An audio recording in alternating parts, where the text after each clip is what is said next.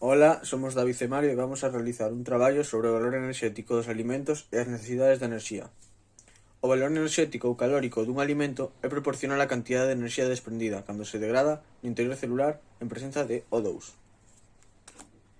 Expresase en calorías, que é a cantidade de calor necesaria para aumentar nun grado centígrado a temperatura dun gramo de auga. Como é unha unidade moi pequena, en dietética utilízase como unidade a kilocaloría. Unha kilocaloría son 1000 calorías. Aos diferentes tipos de nutrientes asígnanselle un valor enerxético estandarizado para cada grupo. Por exemplo, un gramo de hidratos de carbono, tras a súa oxidación, liberan 4,1 kilocalorías. Un gramo de graxa, 9,3 kilocalorías. E un gramo de proteínas, 4,35 kilocalorías. Para calcular a enerxía total dun alimento, tamén hai que ter en conta que non todo ingerido se absorbe no intestino. Pasa no torrente circulatorio o 98% dos glícidos, o 95% dos lípidos e o 92% das proteínas. Por último, debemos de ter en conta que non todos os alimentos producen enerxía. Agora vou poñer exemplos de algúns alimentos que todos comemos na nosa vida cotidiana. O aceite de xirasol ten 900 kilocalorías. O chocolate ten 384 kilocalorías. A mazá ten 46. As hamburguesas teñen 265. Por último, vou explicar o proceso de degradación dos alimentos. Os alimentos, despois de ser inseridos, pasan en forma de nutrientes á célula xunto con O2.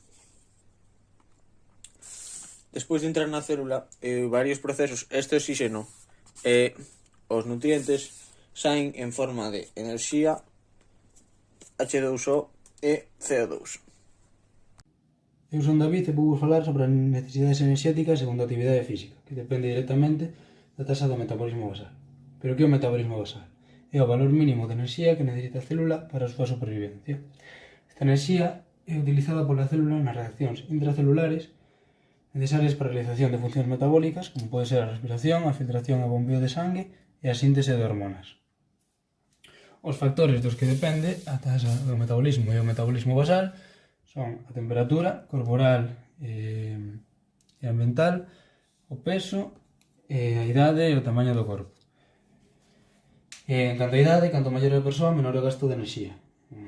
En canto ao peso, os músculos aportan máis que a graxa por unidade de masa, e ao ser máis densos, os músculos aportan moito máis enerxía por unidade de volumen. Cando o tamaño do corpo, menor masa diminúe a taxa, xa que se necesita menos enerxía para que a célula subsista. A temperatura corporal, conforme aumenta tamén o metabolismo basal, porque ese aumento de temperatura acelera as reaccións químicas. Respecto á temperatura ambiental, o frío aumenta o consumo calórico para manter a temperatura corporal. Outro factor moi importante é o sexo. A maior masa muscular dos homes provoca que o metabolismo basal sea máis alto que nas mulleres. E utilizamos esta fórmula para calcularlo. A da esquerda é a dos homes, a da dereita é a das mulleres. Agora vou falar sobre as necesidades diarias dos alimentos.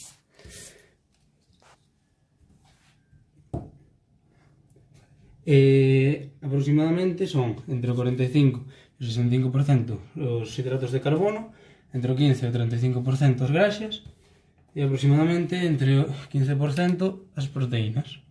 Tamén hai outros moi importantes nutrientes que son as vitaminas e os minerais.